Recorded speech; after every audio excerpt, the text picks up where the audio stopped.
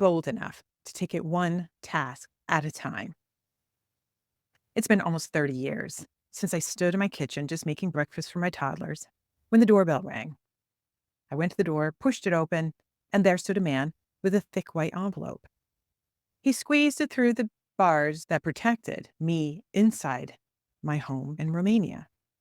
Once he left, I went back in the kitchen to the safe that was behind the cabinet, and there stood the real treasure. Both my girls' passports were beside mine. For the first time, I had both of their passports in my hand and more than $20 in the other. In over 7 years, this was a time to make a decision. What was I going to do? There were other times in my life where I had gone through chosen or unchosen situations.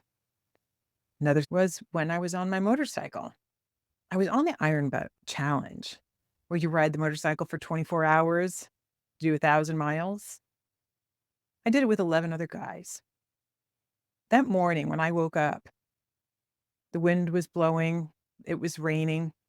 I threw my gear on, my helmet, hopped on my bike to go meet up with the other guys. We checked in, got on our bikes, and started off.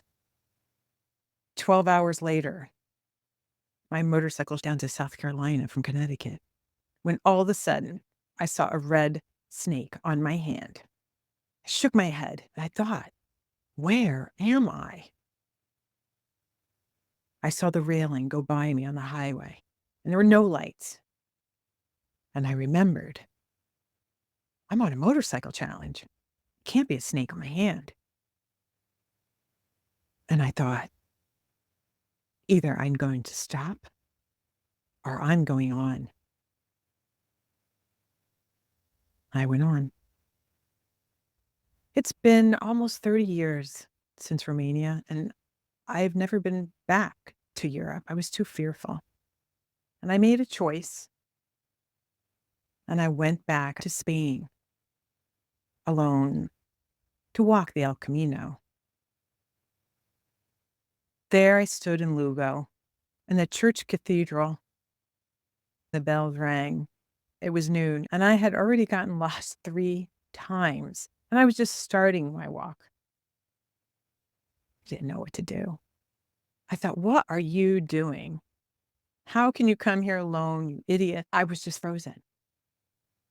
When all of a sudden, I saw a young man turn, and on his backpack, he had a white clamshell, which means he was a pilgrim on the Camino. I made a choice, and that choice was to take it one task at a time. Now, in all 3 of those situations that I've come through, I stuck with 5 strategies. The first one was to look at the opportunity that stood in front of me, not to freeze, not to think about the past. But I thought if I moved forward with that opportunity, it would offer me a change. I could leave a bad situation, a bad relationship behind. I didn't know what would be in front of me, but it was better than what I was coming from. When I was on that motorcycle, I wanted to leave my dependence on others and find my own journey and my own way. With the El Camino, I wanted to leave my fear behind, that I could go wherever I wanted to go. When I returned from Europe, I connected with a wonderful person who was my pro bono attorney. She was the first in the network that I started to ease my way back into a new life here. Found a job, went back to school at night, and took her advice. Her advice was, I'm 50 years old, and I finished law school when my children were grown. You can rebuild your life at any age. I was on my motorcycle challenge when I wanted to quit. Michelle, I'm 71 years old and I'm doing it. Don't you stop.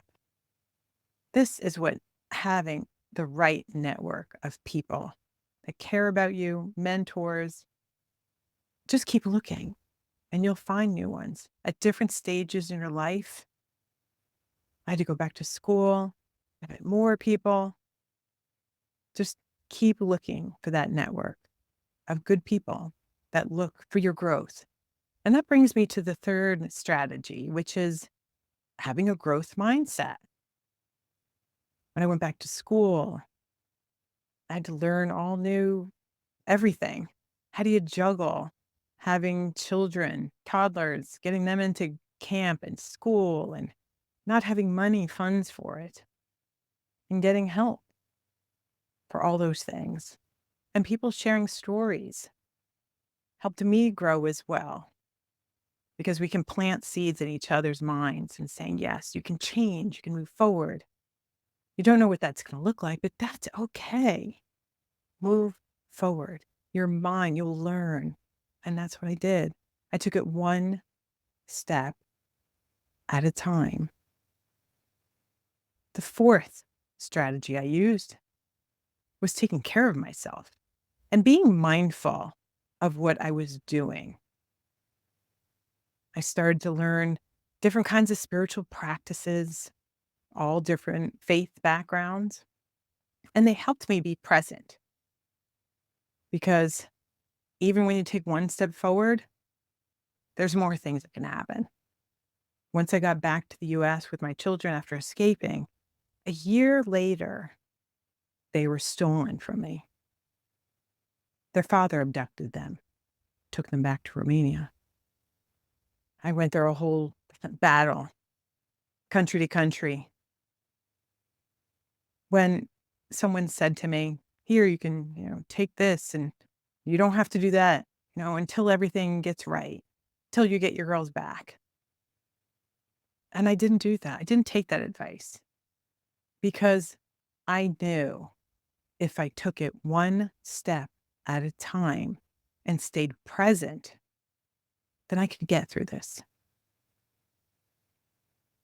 As long as I went to school, did all the things on my planner that I needed to do, I knew what I wanted to do and what I needed to be. And that was a healthy mind and body and spirited mother.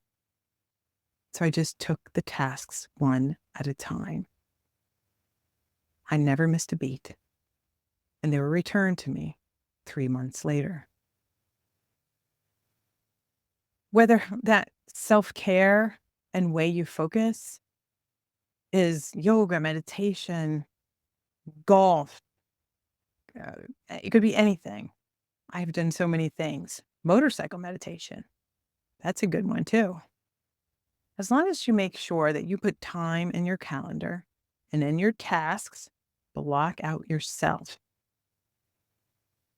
Because as long as you don't let your mind, body, or spirit totally off a path, but to take the downtime when you need it, you won't blow a fuse and you'll be able to move forward. The last strategy I've used over these last 30 years is to make sure I note those goals, write them down, and the actions that I need to take. I went to work. I still did my classes in the evenings. I did my homework. Man, it took me so long to get through everything, to be able to focus on my work and on studies. But I remembered I'm taking one task at a time. I grew in compassion for myself by doing that. When you stay focused on what you need to and why you're doing it, there's so much you could do. So embrace change as an opportunity, build a support network, develop a growth mindset, practice self-care and mindfulness, as well as set clear goals and take action on those goals. I hope this was helpful. Please reach out to me if you have any questions. or if I could help you, my name's Michelle Trieste. And remember, live intentionally and build that legacy one task at a time.